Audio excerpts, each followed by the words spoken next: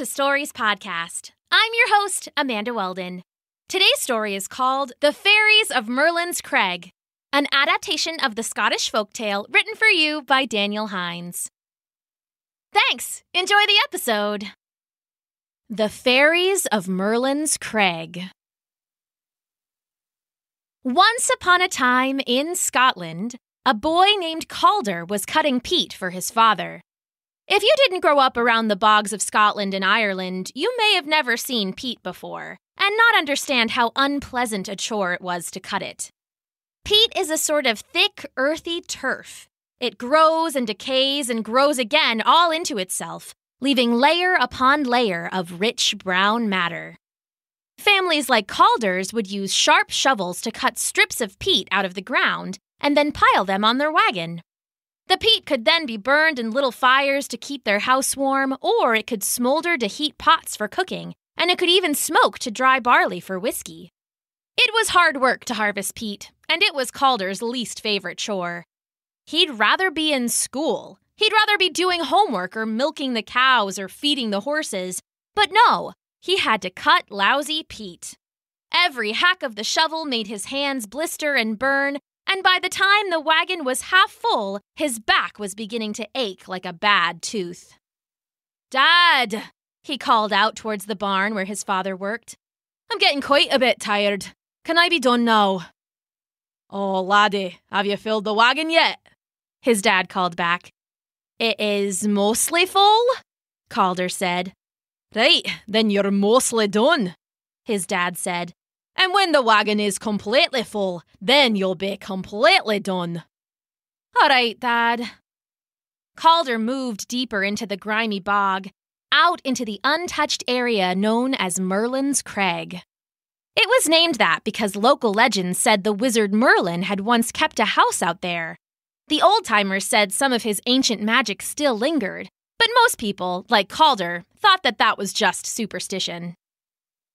"Just a little more peat," the boy said to himself, stomach rumbling. "Then I can go in and make a great snack." Tromping into Merlin's Crag, he found a rich bed of peat with a few azaleas growing from it. The flowers were dotted here and there across the bog, all colored the deep purple pink of a butterfly. Calder was too bored and sore to appreciate their beauty, though. Instead, grumbling complaints, he hacked into the peaty ground with his shovel. The sharp iron edge cut a rough square, and then he leaned down to pull it up with his hands. "Hey!" came a small voice. "What do you think you're up to?" "What?" Calder said, jumping up and looking all around. "Who said that?" "Dan hae you right, Dubber." Calder looked down and gasped. At his feet was a tiny girl, no more than a foot tall. She was wearing a fine green dress, and as the boy gaped at her, she shook off some dirt and spread a pair of wings. You're a fairy." "That's right, I am," said the girl. "My name's Maidie, and who are you?" "I'm Calder," the boy said, mouth still gaping open like a caught fish. "All right, Calder. Do you frequently make a habit of smashing in roofs, then?" the fairy asked. "What? No," the boy stammered. Maidie the fairy flew up so they were eye to tiny eye. Her wings were gossamer like a dragonfly's and seemed to reflect all the colors of the rainbow. "Then what are you doing right now, smashing in my roof, you howling numpty?" "Your roof?" asked Calder. "I was just cutting some peat for my family." "Your family?" the fairy said. "What about my family? How'd you like it if I sent some of me brothers over to smash your hackett roof in? Wham, wham, wham, while you're eating your supper." "All right," Calder said, throwing down his shovel. "I didn't know. I'm sorry." "Right, well now you know," Maidie said, fluttering back towards the ground. "So don't come by cutting up me roof again, Calder. Goodbye." There was a flash of Kelly green glitter, and just as quick as she appeared, the little fairy vanished back into the peat. She seemed to slip gracefully right into the rich brown turf. Calder blinked, not sure what had just happened. "Oh, what was that?" he stammered, And then he looked at the shovel and licked his dry lips. Did that really happen? Had chores driven him mad? Suddenly, he felt a creeping fear at the back of his neck. "Dad!" he hollered and sprinted towards the barn. "Dad, help me!" He burst into the barn as his father was brushing down the horses. "Whoa there," his dad said, setting a steadying hand on Calder's shoulder. "What's all the ruckus about? Are you finished with the peat, laddie?" "I can't finish. I was cutting peat out at Merlin's Crag, like you said, and a fairy came out." "Oh, right, a fairy," his father said dryly. "Right, a fairy named Maidie. She told me she lived in the peat with her family, and I couldn't keep cutting it up because I was going to ruin her roof." "Oh, your bum's out the window." "Dad, I'm telling you the truth. She was real." Calder's dad shook his head and hunched down so they were eye to eye. "Son, I know you don't like cutting peat. No one likes cutting peat, but it's got to be done." "Dad, it's not about the peat. I'm not lying to you." "Laddie, this sounds to me like a little daydreaming that got out of hand," his dad said. "No, Dad," said Calder. "I swear, it was a real fairy." "You've been listening to too many stories about Merlin's Craig. There's no magic there. Just a bog and a bunch of peat waiting to be cut. Now, go get to it before it's time for supper." "But Dad—" "No buts," his father said. "Now get out there, laddie, and finish cutting the peat." Calder wanted to argue more, but his father turned away and went back to the horses, and he knew he wouldn't get anywhere. Instead, Calder turned and headed out of the barn. "Calder!" his mother called as he crossed the yard. "You look fearful pale. Are you all right, son?" "Aye," he said. "Just a little tired, I guess." "Here," she said, pressing a jug of cool milk into his hands. "Take it while you work. It'll do you good." "Thanks, Mum," Calder sighed, taking the jug. He took a long swig, replaced the cap, and made his way back to the bog. "Hello?" he called when he got back to his shovel. "Fairies? Mayday?" He waited, head turned, but nobody answered. Maybe it had all been in his mind. Calder picked up the shovel and prodded at the peat. The turf rocked and the azaleas wiggled, all purple-pink, but no fairies came out to scold him. Maybe he had fallen asleep leaning on his shovel and dreamed it all. Cutting peat was so exhausting and boring, it wouldn't be the first time he'd slept standing up. "Oh well," he huffed to himself, and then pushed the sharp shovel into the peat with a wince. Eyes squeezed shut, he waited again. When no fairies emerged, he cracked them open and then shook his head. "Maybe I'm going crazy. Maybe I'm losing me mind out here," he said to himself, and then hammered the shovel into the bog. "What do you think you're doing, you dirty roaster?" Maidie came buzzing out of the ground and flew right up to Calder's face. She jabbed at him with a tiny finger. "You've cut the last root holding onto the roof, you skinny malinky!" "You're real!" "Of course I'm real! Are you off your head?" "I'm sorry," Calder said, throwing his shovel down again. "Me dad got me all confused." "Oh, blame it on your dad all you like," the little fairy said, circling around his head now. "You're the one who's broken our roof, and you're the one who'll have to pay the price." Calder did not like the sound of that. "Dad!" he hollered, trying to run. "The fairies! Help!" He started running, but suddenly his feet weren't touching the ground. The world swirled around him, everything getting bigger and bigger, and he was falling. Down, down, down he tumbled, and then Maidie caught him by the hand. "What is this?" Calder said. He tried to wriggle free, but she was surprisingly strong. With a start, he noticed that he and the fairy were the same size. She had shrunk him. Fairy magic! He turned and saw his jug of milk had landed in the grass, and it was now taller than he was. "Ach!" he said. "What have you done to me?" "I told you," Maidie said. "You have to pay the price." She took Calder by the hand and pulled him into the peat.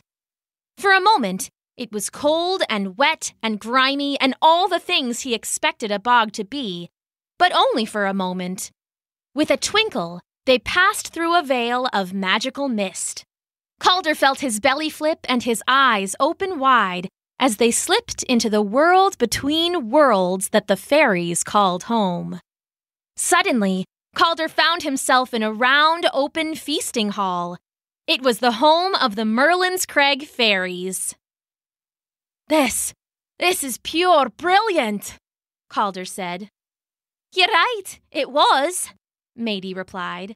Before some human bampots started hacking up our ceiling. She gestured around broadly.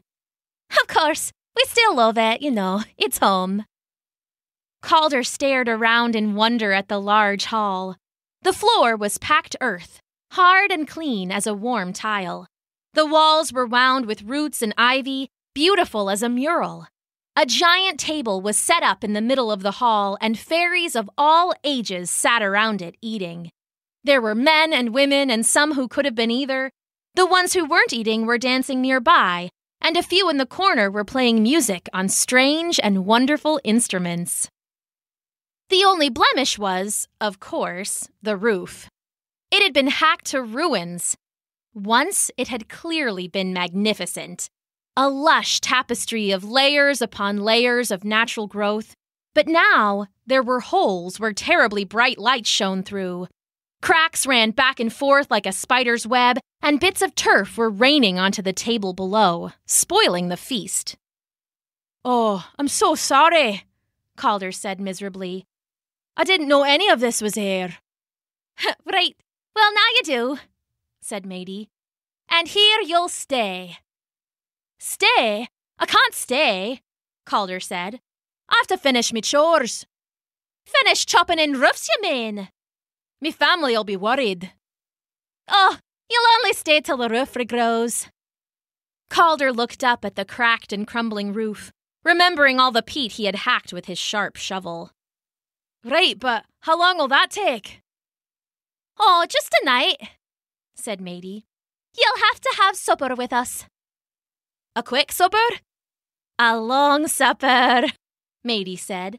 And in the meantime, you owe me a dance. A dance? Asked Calder. Of everything that had happened so far, this frightened him the most.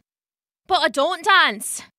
Oh, you do now, the fairy said. She grabbed him and spun him into the air. He was passed from hand to hand and danced with everyone and ate with everyone else and ended up dizzy and laughing and full. That was great. So fun, Calder said, stifling a yawn. He sank down on one of the low wooden benches and pulled off his work boots. They clomped to the floor and he rubbed his feet, swollen from all the dancing. Wow, me dogs are barking. Dogs? Maidie asked, eyes darting around. Calder laughed. Oh, it's just an expression. It means my feet are tired. He yawned again, eyes drooping. Now that I think about it, all of me is tired. I don't think I could dance another step or eat another bite. Well, that's good timing then, said Maidie. Look, the roof is all grown back and fixed. Calder reclined on the bench and stared up. Sure enough, the roof looked as good as new. It had all woven roots and a rich brown growth of peat. Fixed, he said with a smile. All fixed. He let his head fall back against the bench, and with the fairies still dancing and laughing around him, he drifted off to sleep. Calder woke with a start, the morning sun bright on his face. Oh, what a wild dream, he said, stretching out his feet into the warm, wet mud. Mud? He blinked open his eyes and then gasped. He was standing in the middle of the peat bog. What's more, his feet were bare, his toes wiggling in the muck. Oh, that was not a dream, he said. And I left my boots in the fairy hole. Mum is going to let me have it. Next to him was his dropped milk jug. Throat dry from sleep, he popped the lid and took a big swig. Ach, he spat. And me milk is gone rank. Well, this day is off to a great start. He took a few more minutes to collect his thoughts and then started across the bog and back towards home. Calder knew he was going to be in trouble for being out all night, but there was nothing he could do about that. Nothing he could do but tell the truth, crazy as it was. He took a deep breath, walked up to his house, and pushed open the door. "Calder!" his mother shouted, rushing over to him and wrapping him in a big hug. "Me boy!" his dad added, jumping over to embrace them both. "We thought we lost you in the bog. Where the devil have you been all week?" "What do you mean?" Calder said, shaking his head. "I thought I was only gone for one night." "One night?" his dad said. "Laddie, you've been gone for a full 7 days now. We've been out looking for you, calling your name. Had the constable up and down, the neighbours all about and everything.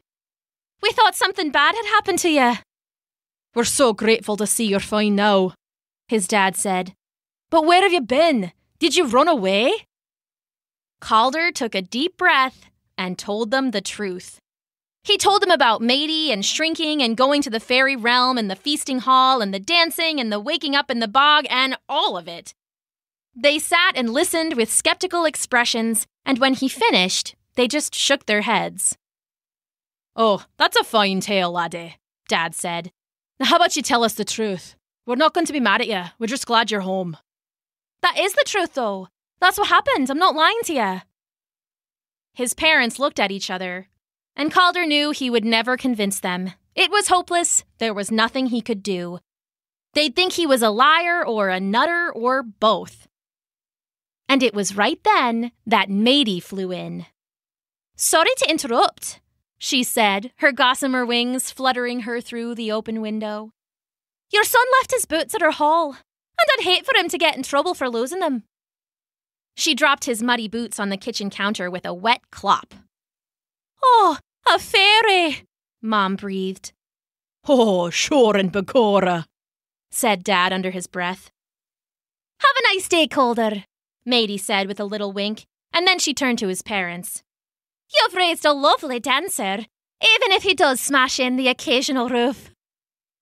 And with a flash of bright glitter, she disappeared back into the bog. Calder and his parents looked at each other for a long moment, and then Calder started to laugh, just overwhelmed by it all. Soon his mother was laughing too, and then his father, all of them laughing together around the kitchen table. Of course, they believed him after that, and from then on, whenever they went out to cut their peat, they kept well away from Merlin's crag. After all, they didn't want to ruin anyone's roof. The end.